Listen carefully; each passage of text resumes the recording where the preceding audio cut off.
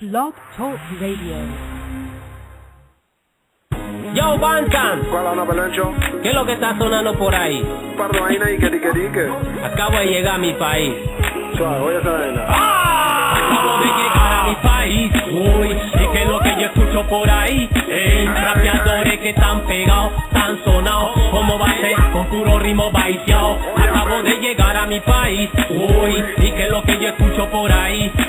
Rapeadores que están pegados, están sonados. ¿Cómo va a ser? Con puro ritmo baiteado. Ellos son pura copia, siempre fotocopia. El mismo ringtone, pero desde otro Nokia. Enredando a la gente con esa basofia. Así que flow de paquete y directo de copia. A mí no me interesa de dónde tu flow, así que que eso da de tristeza. A estas alturas son pura copia y no son inéditos.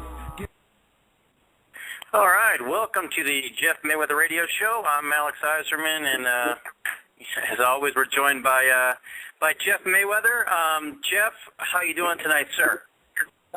I'm good, and yourself? Not too bad. I see we got the duck back with us.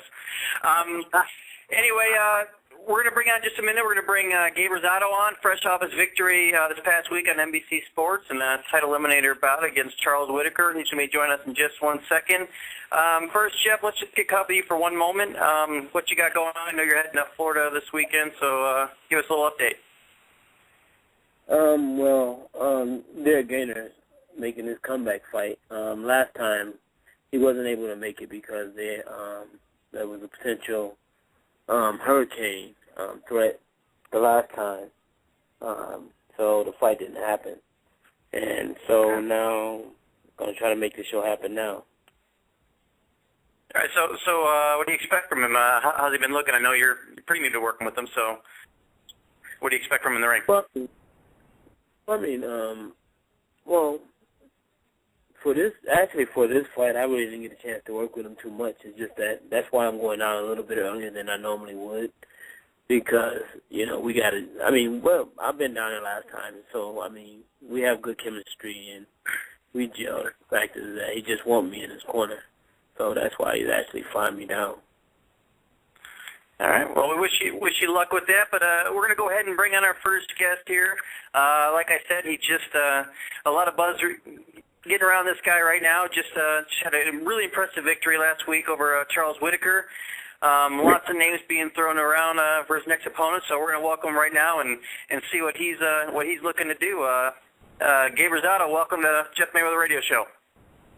Hey, what's up? Thanks for having me. How's it going? Thanks for joining us. Congratulations on your victory. Hey, thanks a lot. Appreciate it. All right, so let's get into that a little bit. Looking around a little bit at your record, that kind of thing. You finally got some buzz going. You didn't have the best start to your career, but you've continued to get better and better and better. And you kind of become almost the face of NBC Sports. Their boxing coverage there. So I just want to get your. This was a fight you were really expected to win. Whittaker's a good opponent, but he really wasn't. Someone thought to be in your weight class, or I'm sorry, in your class at all. What kind of pressure did you feel going into the fight, knowing that you needed to look impressive to get to the bigger names that you wanted to face? I really didn't feel no pressure at all. Training camp went well. I trained extremely hard. The first 6 weeks I did it in my hometown in Philadelphia, so I got great sparring. And then I finished the last 2 weeks in Phoenix, Arizona. And, I was just real confident in my condition. And, I truly thought that I was going to put on a good performance, and I really wanted to go for the knockout and make a statement.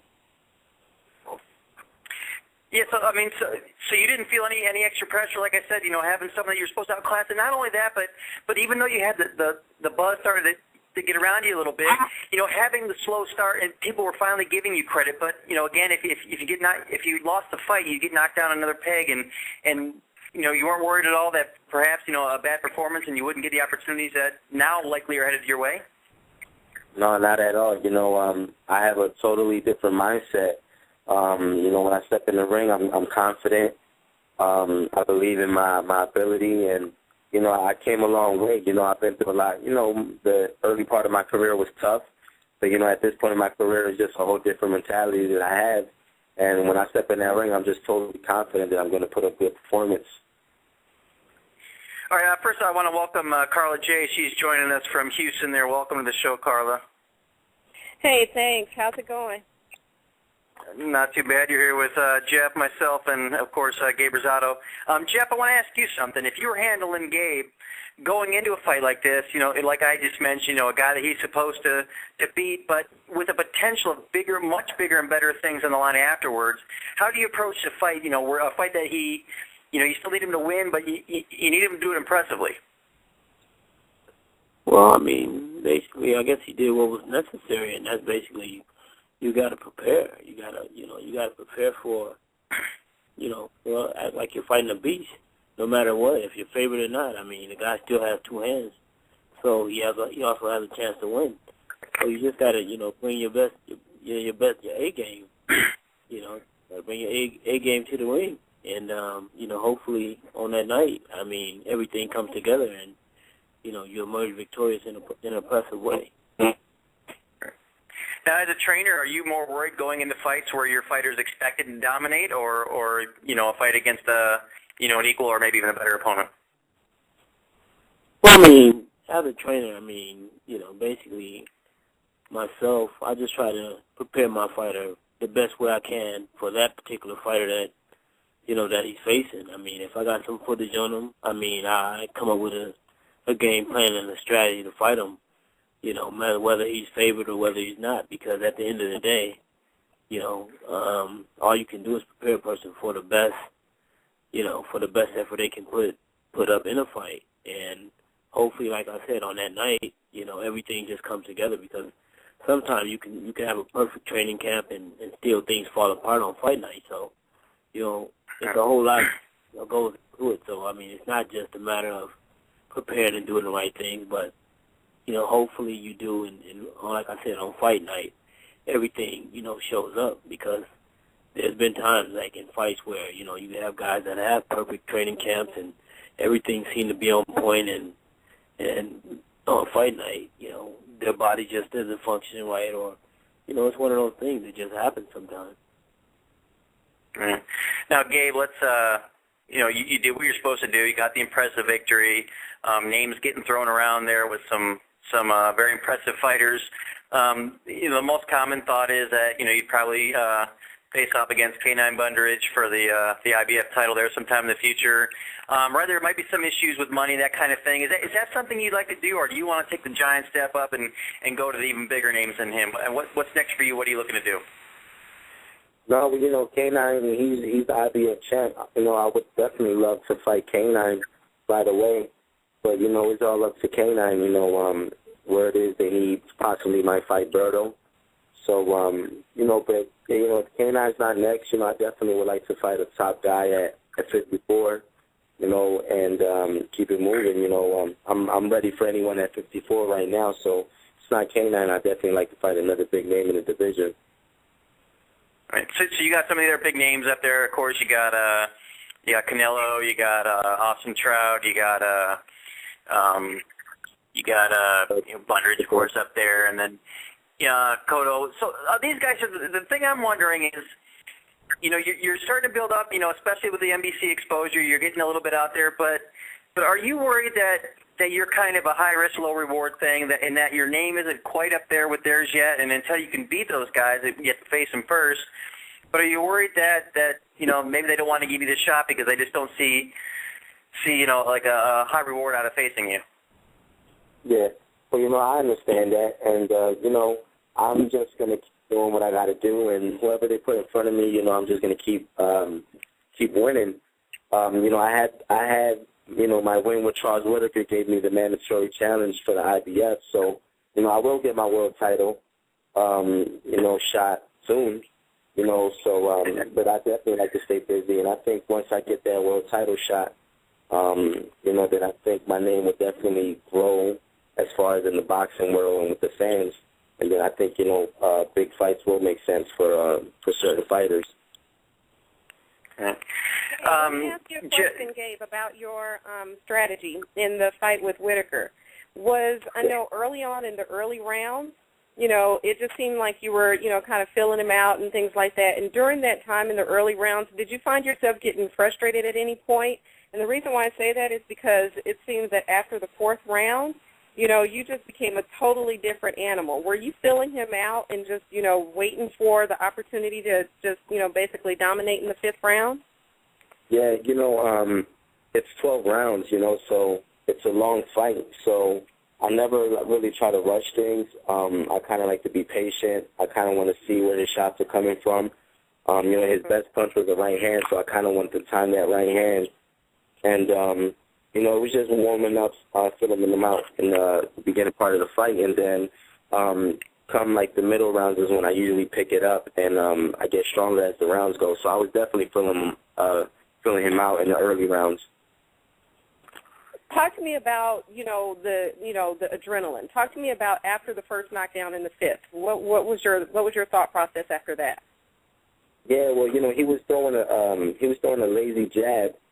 So I slipped it through a hook, and then he threw another lazy jab, and I slipped it with an overhand right. And, I got him hurt, and I guess there was about a couple seconds left in the round, and I kind of tried to rush to knock him out and to kind of get some shots in, and I kind of left myself open, and he kind of buzzed me, like in a later, for like a split second. But, I can see that I was slowing him down. I threw a couple good body shots, and, I just felt so much stronger than him. And I just felt like around that round, it was time to start putting pressure and apply pressure and, start breaking him down. Right on. By the second knockdown in the seventh, did you feel that he was overwhelmed? Could you really tell then? He's actually he's a veteran, and he knew how to survive, and it's like real hard to look good against a guy that's in survival mode. And he had some old crafty moves where he was blocking my vision with his jab. He's kind of like stiff arming me and putting his jab like in my face and holding it out there, which is not legal, but he was getting away with it. And so he was crafty in surviving. And then whenever he got hurt, he actually fought back and was throwing some good shots. I was able to get away from the shots, but he was still fighting back. So he was a crafty guy, and I knew it was a matter of time for me to get him. I could have easily boxed the last couple of rounds and just got a win. But, that's not the type of statement I wanted to make. I wanted to give the fans a knockout. And I just kind of wanted to make a statement in the boxing world that, I'm a legit 4-pounder and I'm ready for anyone. Right on. Yeah, you definitely made that statement, though. Yeah. All right, Gabe, I want to ask you a question, actually, and then I want to we'll put Jeff in charge of your career and see what he'd do here. First of all, I'd just like to know, mandatory challengers aside and that kind of thing, who would you, if you could do whatever you wanted to do, who would you fight next? Would you jump up to the Cottos or the Canelos or even the Floyd Mayweathers, or do you want to build your way up and start maybe with a K9 Bundridge or someone like that? Well, it's boxing, it's a business.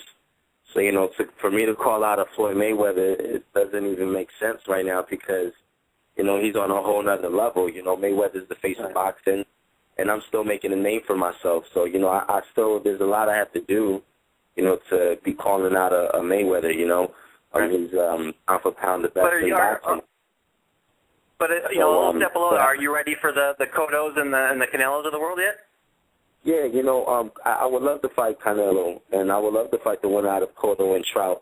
I think Canelo is a good fighter, and I think, they're promoting him well. But, I think that I've had a tougher road than Canelo. I fought tougher fighters, and I've been in early, and I've been tested, and I think at this point in my career I've been fighting the better competition. I think he's been fighting guys that are lightweights or guys that are washed up. And, I think it's time for... Yeah. Oh, go ahead. I'm sorry. Go ahead. Oh, that's good. Yeah, the last thing before I get Jeff here. So what are you better than at Canelo? I mean, how are you going to beat him if you meet him in the ring? I think Canelo makes a lot of mistakes that I can capitalize on. I think he's offensively, he looked great against Lopez, but it's easy to look great against a guy when he's smaller than you and he can't keep you honest. When I fought Soto Perez, So the Karabs was coming up from welterweight, and I was the bigger guy in that fight. And I walked him down because I didn't respect his power. He had no pop to keep me honest. So when you fight a guy that doesn't have the power to keep you honest, it's easy to just walk over him. And that's what Canelo does. So he looks great because he's able to walk past these guys. But if he fought a guy like me that has some pop and some knockout power, I can hit him with some shots and keep him honest, and it'd be a different type of fight. So and another thing, it really doesn't have good head movement. He throws combinations, and he won't pivot out, or he kind of stays there for the receipt. So he's definitely there to get hit. And with my punching power, I think I could definitely stop a guy like Canelo. All right, Jeff. So I want to put you in charge of Gabe's career here. I don't know if you're familiar with Floyd Mayweather at all. He's kind of a big deal in the sport. So obviously, Jeff, any fighter's dream that could fight him would be to fight Floyd Mayweather. So if you were in charge of Gabe's career, just come off an impressive victory, but he's just right below those bigger names. He's not the household name. How would you try to steer him, from this point forward to get that ultimate dream, the ultimate payday, to get a shot with Floyd Mayweather at some point down the road? I think he said it best. My plan would be probably exactly like his. Because first of all, the one thing, you're not going to even be able to get in the ring with Floyd if you don't do pay-per-view numbers. So if you can't do pay-per-view numbers, that means that you have to try to beat someone that does do pay-per-view numbers. And Canelo is that. Well, that's what I'm saying. I don't think I'm not saying that he's there now. I'm saying, but to get him to the point, how would you direct him to the point where ultimately, a few fights down the road, hopefully, before Floyd retired, that he could fight him at some point? Because, I think we agree that he's not there at this point, but, there's fighters out there that could elevate him. So how would you direct him to get to that point? No, I said exactly like he said. Canelo would be the target. Because Canelo does do numbers. Even though he's young, and like he said, he's also a champion that's fought nothing but smaller guys. Every fight is a smaller guy. Even the fight that's coming up that they're talking about now, they're talking about him fighting Madonna. So he's a guy who's actually making a living fighting guys, 2 or 3 weight classes below him. So, that's not, even though he's doing numbers and he's popular and things like that, he's being protected. He's being very well protected. And, of course, once he's in there with someone that's actually his same size, that can, like he said, that can take his punch and also give it back to him, it's a whole different story. It's a whole different fight. Even though, the guys that he's fighting they were, good fighters at a smaller weight, means nothing when they go up in weight unless, they're special fighters. And obviously they're not special because if they go up and they can't get past the bigger guy, that's the reason why they can't, because they don't belong there. Yeah. How frustrating is it, Gabe, for you, a guy that's had some tough fights, really struggled to get there, and like Jeff had mentioned, they're talking about Maidana fighting Canelo again. How frustrating is it for you to see someone like Canelo who's, maybe not traveled as difficult a road, but he gets all the attention, gets the pay-per-view buys, and, really hasn't done what a lot of other fighters who have not achieved a success, at least financially, how frustrating is that for you? Well, it's not really frustrating because I'm just focusing on myself. I think I think if he was to fight Madonna, I think it's like almost a joke. I was surprised when they said Lopez. But if he was to fight Madonna, that's just, that's crazy. They're just overprotecting him. And, I'm just going to focus on doing what I got to do. And, I'm the mandatory to the IBF. Once I keep getting these big wins and I stay active and I'm impressing the boxing fans and things like that, they'll demand that fight, and, sooner or later it'll happen. But, as for now, I'm just going to continue doing what I'm doing, and I think at this point, he fought Lopez. I think at this point he definitely needs to step it up and fight a bigger guy. Just curious about, when you first started in the sport, I know you didn't have an extensive amateur background, but, you've done what most fighters have, and you had a very unimpressive start. I mean, you're by no means a terrible fighter, but your record wasn't that great going back to your loss against Ennis, your last loss there. How were you able to really turn it around and really elevate yourself to where you're at now? I mean, is it just, was it the work ethic? I mean, how were you able to become what you are now compared to then?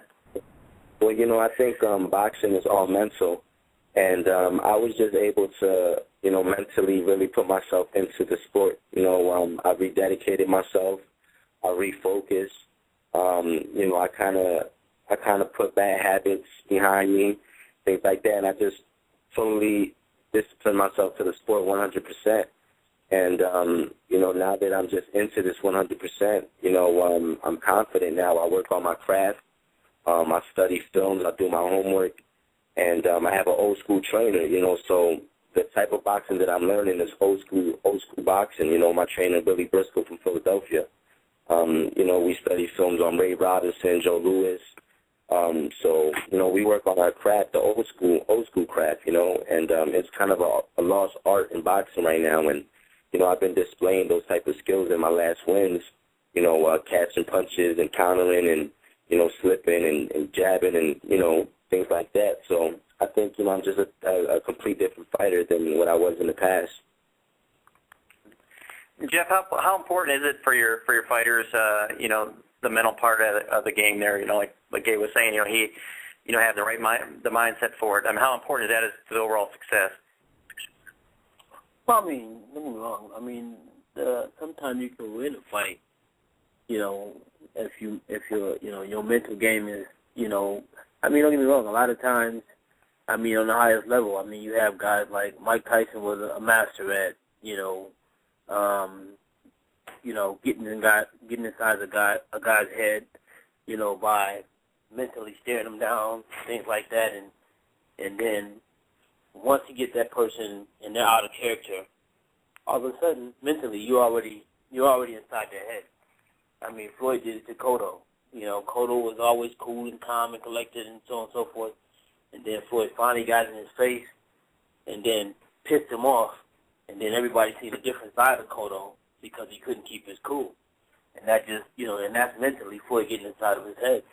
So, that's a big part of it, But the thing is that, of course, the mental part is a large part of the game. But, of course, you also got to be physically prepared as well to deliver. So, it's a combination of both, but, sometimes, you can mentally break a weaker opponent down. What kind of mind games, if any, do you play, Gabe, with the other guy? Do you any intimidation or any special tactics you use? I think basically what I really don't do none of that. I come in great shape, and I think my relentless attack pretty much breaks a guy down mentally. I have a strong mind, a strong will, and I think it's what makes me the fighter I am. I could have easily quit, when I had my tough road in the beginning part of my career, because I only had 11 amateur fights, and I started boxing at the age of 18. So I was learning on the job, and pretty much like the beginning part of my amateur career the beginning part of my pro career was like me learning on the job. But, at this point, it made me the fighter I am, so I have a strong character. So I think when I step in the ring and guys see how relentless I am and how bad I want to win, I think mentally that gets in the guy's head because it's like, they're hungry. Jeff, next I'll get to you in a second, Carl. I'm sure you got some questions. But, Jeff, any other fighters you can think of that you worked with specifically that had an unspectacular start to the career and then really turned it around the longer they got on the job and the longer they were boxing?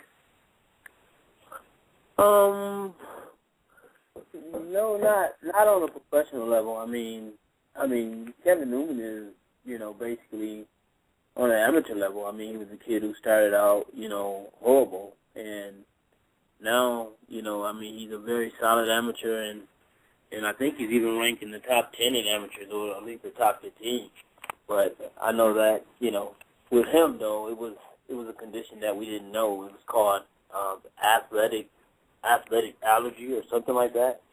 The harder you train, the sicker you get, and so, but it can be treated. But I mean, he was a guy who, he turned his career around, and but he's just a young kid, and he still has a whole long time to, for his career to even get started as a professional.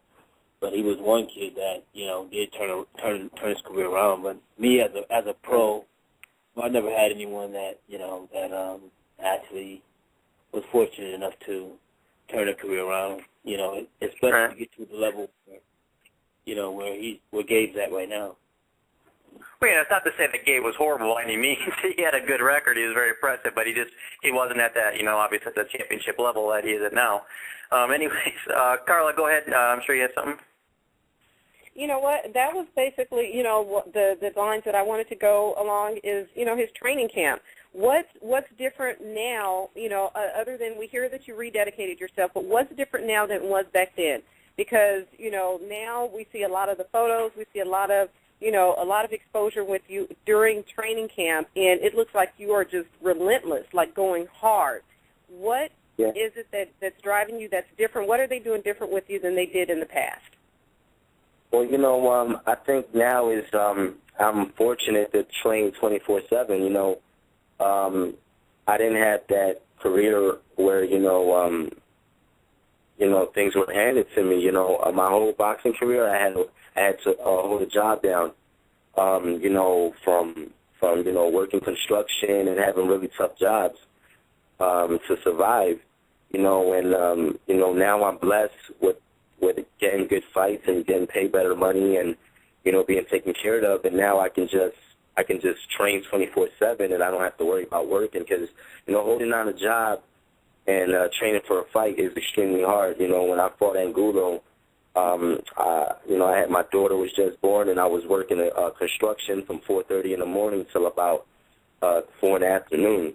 So to do that and train for a 12-round fight is extremely hard. And a lot of fighters that, don't have it easy have to go through that, and that's what I had to go through. But at this point, I train and I take full advantage of that because I know what it is to work and have to train. And that was really hard for me. And now that I'm fortunate to just train, I take full advantage of it. I have a strength coach who I train with in the morning time, and then I do my boxing and my sparring, and I do my running, and I'm able to train and rest. And it's made a big difference in my career. Mm-hmm. One thing, we just have a couple minutes left here, and then one thing I want to ask you, too. Almost as important is your success in the ring and how well you do is the people behind you that are supporting you, that are promoting you. And I want to embarrass her a little bit because I know she's listening, although she didn't call in. You have Michelle Rosado behind you, who I don't think anyone has Twittered or Facebooked more about any fighter than she does about you. How important is it, to have the people behind you, and what is someone like Michelle meant to you in your career? Yeah, my team is extremely important, and Michelle, she actually allowed me and my trainer to stay over her house, and she took good care of us in Phoenix and hooked the sparring up and really took good care of us, man. And she definitely was a big part of my training camp, and my whole team, my strength coach Jason Sargis.